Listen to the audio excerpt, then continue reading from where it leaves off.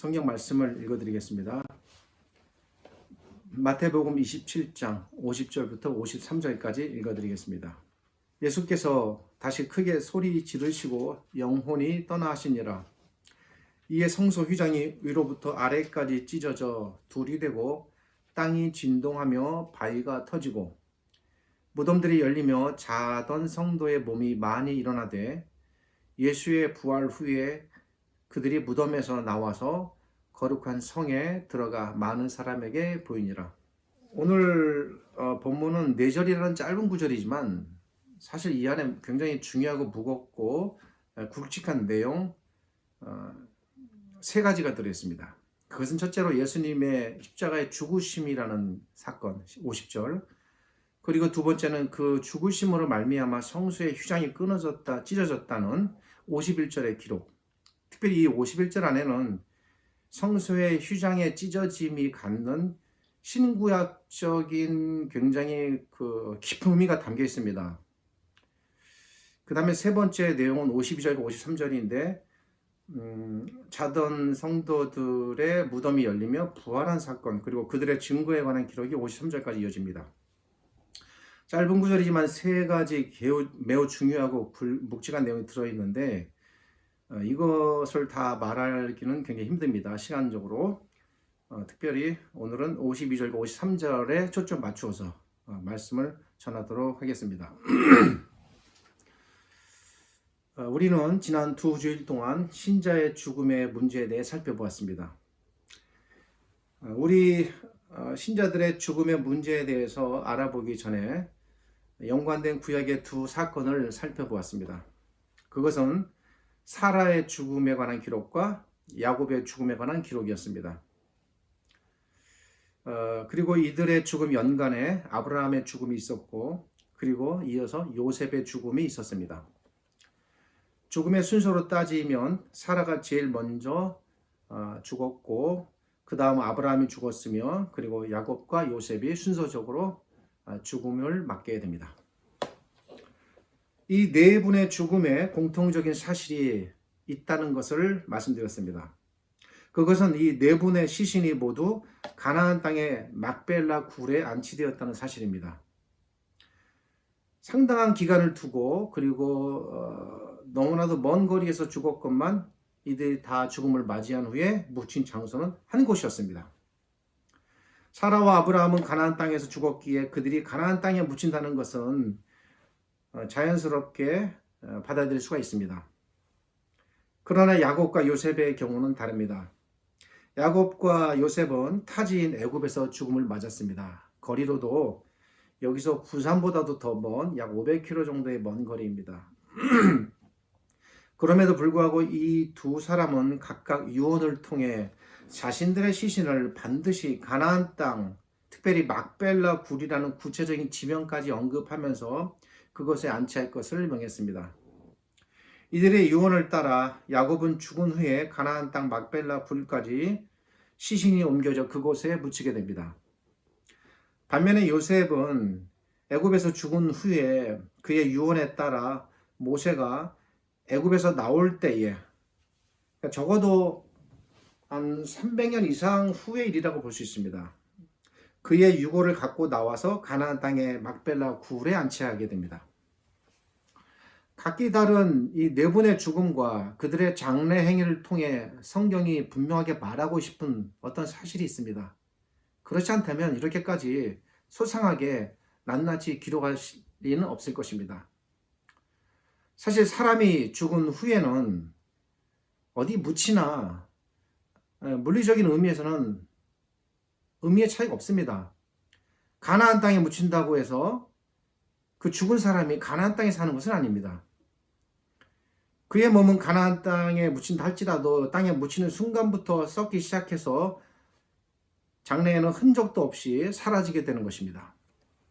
그럼에도 불구하고 그들이 자신들의 시신의 안치 장소로 가나안 땅을 이토록 간절히 염원했던 이유가 무엇일까?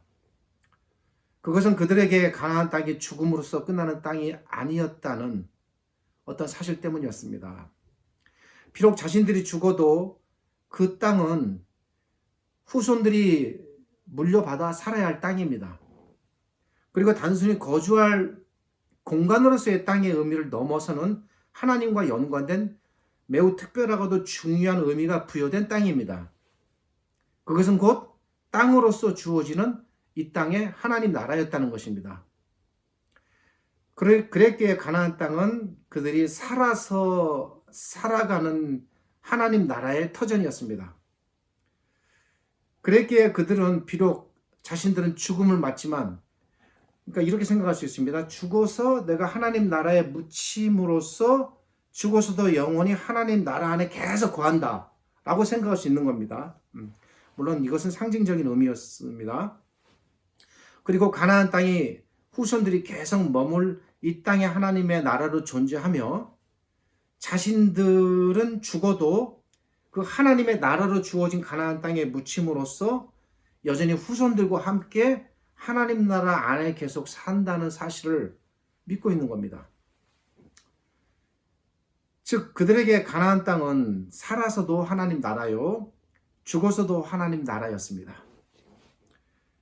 그러하기에 그들은 살아서도 가나안 땅에 살기 원했고 죽어서도 가나안 땅에 묻히기를 원했습니다. 어떤 사건이 있어서 애굽으로 잠시 피신했어도 다시 돌아왔고, 야곱의 경우에 저 북방으로 갔을 때도 다시 21년 후에 또 가나안 땅으로 다시 돌아왔고, 애굽에서 죽었어도 다시 가나안 땅으로 돌아왔고, 결국은 가나안 땅으로 다 그들이 모이는 것입니다. 몸은 비록 땅에 묻혀 썩어져 흔적도 없이 사라진다 할지라도 자신들이 하나님 나라로 부여받은 이 가나안 땅에 묻힘으로써 하나님께서 머무시는 곳, 하나님 나라에 내가 들어간다는 사실을 상징적으로 받아들이고 바라보고 그런 것들을 자기들의 죽음을 통해서 보여주는 것입니다. 우리 믿음의 선조들인 사라, 아브라함, 야곱, 요셉, 그리고 그 이외의 수많은 후손들이 그 땅 가나안 땅에 묻힘으로써 자신들은 살아도 하나님과 함께 살았고, 그리고 죽어서도 하나님과 영원히 함께 산다는 사실을 죽음으로 알리는 것입니다. 이토록 간절히 하나님의 나라, 즉 천국을 그들이 염원했고, 그리고 죽는 순간까지, 그리고 죽어서도 간절히 염원했고 또 염원했습니다. 그래서 후손들에게 자신을 어떻게 처리할 것까지인가도 유언과 명령으로 당부한 것입니다. 이렇게 미래에 다가올 하나님의 나라를 바라보고 살았던 우리 선조들의 마음, 그런 마음을 성경은 믿음이라고 표현합니다. 제가 말한 이 믿음이라는 표현은 사실은 신약적 안목의 표현입니다. 히브리서 기자의 표현을 따르면 그들은 비록 눈에는 보이지 않았지만 이런 사실들을 믿음이라는 눈으로, 그리고 하나님의 나라를 바라보았다는 것입니다. 그리고 그 믿음의 눈을 통해 자신들이 그토록 바라보고 염원했던 하나님의 나라에 그들이 모두 들어갔다고 말합니다. 그리고 그곳에서 지금도 살고 있습니다. 과연 지금도 살고 있다고 성경은 어떤 방식으로 증언할까? 잠시 예수님의 말씀을 살펴봅니다. 그들이 그렇게 그곳에 들어가서 지금도 살고 있다는 사실을 우리 주님께서 이렇게 표현하셨습니다. 하나님께서는 그들에게 있어서 지금도 아브라함의 하나님이시고, 여러분 이 표현도 굉장히 무심코 읽고 그냥 지나갔죠. 예수님 말씀 중인데, 아브라함의 하나님이시고 야곱의 하나님이시고 이삭의 하나님이시다 라고 표현하셨습니다. 이 안에는 굉장히 중요한 구약적 그리고 신학적 의미가 담겨 있습니다. 여러분 생각해 보세요. 죽은 사람들에게 누구누구의 하나님이셨다라는 표현은 가능할지 모르나, 이미 죽었으니까 이미 죽은 자들에게 누구누구의 하나님이시다라는 현재적인 표현은 맞지 않는 것입니다. 그런데 그럼에도 불구하고 예수님께서는 이들을 가리켜 지금도 하나님께서는 아브라함의 하나님이시고 야곱의 하나님이시고 이삭의 하나님이시다라고 말씀하셨고, 그 의미가 무엇인가를 풀어서 설명해 주셨습니다. 우리가 여기에 집중해 볼 필요가 있습니다. 예수님께서 누구의 하나님이 이셨다라고 말씀하시지 않고 누구누구의 현재도 하나님이시다라고 현재적으로 표현하셨습니다. 무엇을 의미할까? 그것은 그들이 죽었으나 그들은 현재도 살아서 하나님의 나라에서 하나님과 함께 살고 있음을 알려주는 것입니다. 그랬기에 죽은 자들에게 누구누구의 하나님이셨다가 아니라 누구누구의 하나님이시다, 현재도 그렇게 하나님이 되신다라는 현재적 표현이 예수님께는 가능했습니다. 그리고 그런 의미를 풀어 설명해 주셨습니다. 그들은 죽었으나 여전히 살아서 하나님께서 그들의 하나님이 되시기 때문에 예수님의 이런 표현이 나오는 것입니다. 어떻습니까? 그들이 가나안 땅에 묻힐 때 아브라함 또 야곱, 요셉이 가나안 땅에 묻힐 때 자기들이 가졌던 염원, 그 염원이 예수님의 이 말씀을 통해서 증거되고 있는 거예요. 이렇게 죽음을 넘어섰던 그들의 간절한 염원, 즉 그들의 그토록 간절했던 믿음이 그들의 영광스러운 삶을 통해 그리고 우리 주님의 말씀을 통해서 증거됐습니다. 그들은 지금도 그 믿음 속에서 그곳에서 살고 있습니다. 간략하게 요약하면 보이지 않았던 믿음이 이제 보이는 믿음으로 그리고 실존하는 믿음으로 나타난 겁니다. 그 보이지 않는 것을 바라보는 그 믿음이 이렇게 실존한다라는 것을 예수님께서 증거하신 거예요. 창세기의 기록자는 이 네 분의 죽음을 통해 이런 사실을 후손과 그리고 우리에게 전해주고 싶었던 것입니다. 그래서 이 네 분의 죽음을 이토록 소상하게 우리에게 기록해 주었습니다. 그런데 우리가 읽은 오늘 이 본문에서 발생한 사건은 그런 아브라함의 생각과 그리고 야곱의 생각이 결코 틀리지 않았음을 증명하는 또 다른 신약적 사건입니다. 그러니까 시대적으로 멀리 떨어져 있고 무관해 보이긴 하지만 굉장히 연관되어 있는 아브라함의 죽음, 야곱의 죽음, 요셉의 죽음과 깊이 연관되어 있어요. 오늘 본문의 사건이. 예수 그리스도께서 십자가에 달려 죽으셨습니다. 그런데 이때 놀라운 일이 발생합니다. 그것은 예수님께서 죽으실 때에 그리고 예수님 이제 죽으시는데 그 죽으시는 그 순간에 아마 정확히 시간적으로 말하면 죽으신 직후가 될 것 같습니다. 상황적으로 봤을 때 그렇게 죽으시자 그리고 예수님께서는 죽으시고 이제 무덤에 장사 지냄을 당하시게 되는데 그 사이에 그 죽으시고 장사되는 그 시간적 간극 사이에 예수님보다 먼저 무덤에서 살아난 자들이 다수 있었다는 사실이에요. 이것은 매우 놀라운 사건입니다. 예수님께서는 죽으시기 전에 내가 반드시 부활할 것이고 그리고 나의 부활은 곧 모든 신자들, 즉 하나님의 백성 모두의 부활을 여는 것이 될 것이다 라고 말씀하셨습니다. 그런데 이 일이 실제로 예수님의 부활보다 먼저 일어났다는 사실입니다. 여기에 집중해야 돼요. 예수님께서 죽으실 때 예수님께서 부활하시기보다 먼저 무덤이 열리고 무덤에서 많은 사람들이 부활하는 대거 부활의 사건이 일어났습니다. 이때 많은 신자들이 무덤에서 일어났습니다. 이들은 아마도 당대의 예수님 당대 혹은 그 이전 아니면 좀 더 멀리로는 구약시대를 살았던 백성들이었을 것입니다. 그리고 그들 중에 예루살렘에 묻혀있는 예루살렘 주변에 묻혀있는 신자들이었을 것입니다.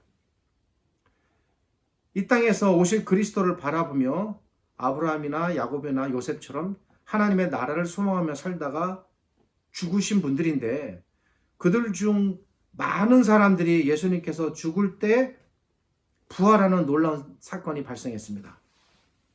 왜 이런 일이 이렇게 일어났을까? 그리고 왜 예수님께서 죽으실 때 이 일이 발생했을까?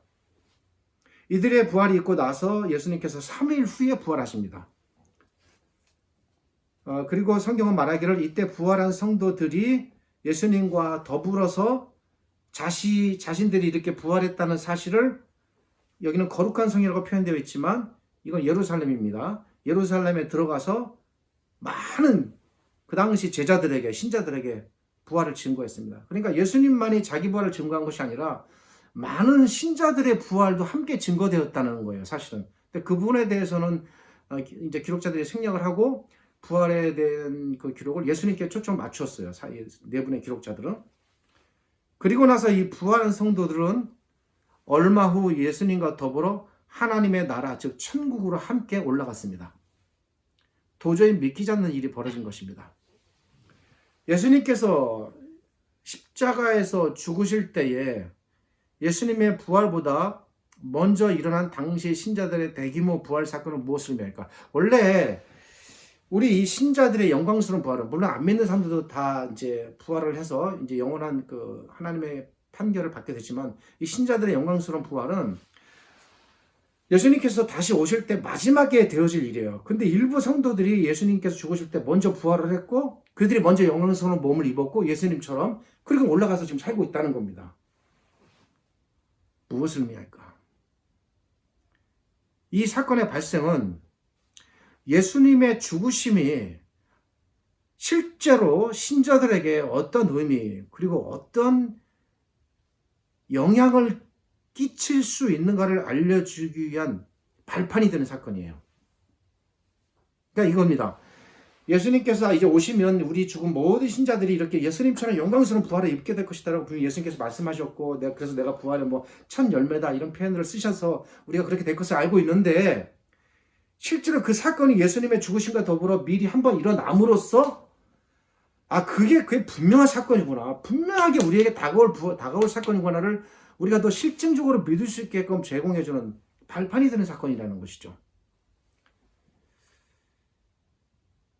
예수 그리스도의 십자가의 죽음이 곧 신자들에게, 장차 모든 신자들이 예수님의 그 죽음을 통해서 부활에 참여하게 될 것을 알려주는, 그리고 눈에 보이는 사건이라는 겁니다. 이것이 말씀이나 가르침으로 주어지지 않고 사건으로 주어짐으로 말미암아 그 명확성과 그 분명함을 더욱 하나님께서 강조하여 드러내어 주셨습니다. 모든 신자들은 부활할 것입니다. 그러나 그런 신자들의 부활은 반드시 한 가지 조건이 성립되어야 합니다. 뭘까요? 예수님의 죽음입니다. 그리스도의 죽으심입니다. 뒤집어 얘기하면, 만일 예수 그리스도의 죽으심이 발생하지 않는다면 결코 신자들의 부활도 발생할 수 없습니다. 부활 자체가 성립이 안 됩니다. 예수님도 죽으셔서 부활하셨으니까 그 죽음이 성도들을 부활시키는 하나의 열쇠가 된다는 겁니다. 예수님께서 십자가에 달려 죽으실 때에 당시 무덤이 열리며 대거 많은 신자들이 부활하는 사건이 발생했어요. 그것은 무엇을 의미합니까? 예수 그리스도의 죽음이, 그분의 죽음이 우리들의 부활을 가능하게 한다는 것을 미리 보여주는 겁니다. 즉 예수님의 죽으심이 신자들의 부활을 열게 될 것이라는 거예요. 이 사실을 눈에 보이는 증거로 제시하기 위하여 하나님께서 예수 그리스도의 죽으심과 더불어 신자들의 부활을 일으키셨습니다. 어찌 보면 구약적 관점에서 바라보더라도 전혀 예측할 수 없는 사건이었습니다. 사실 이 사건은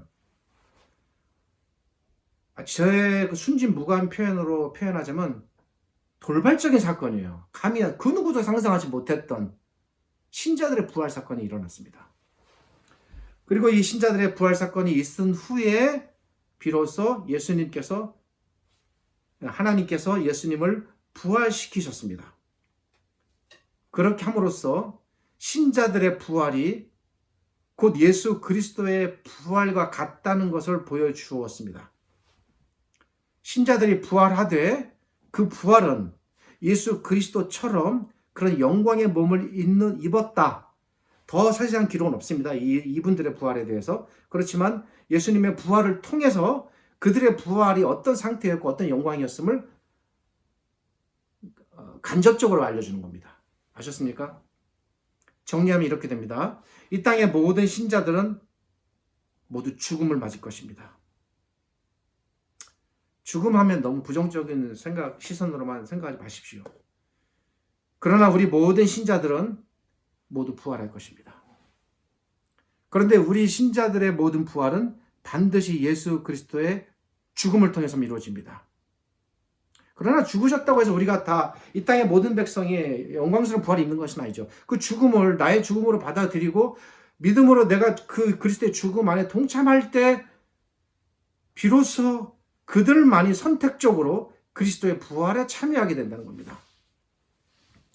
이런 사실들을 알려주시기 위하여 예수님께서 하나님께서 당시 일부 신자들을 부활하게 하셨습니다.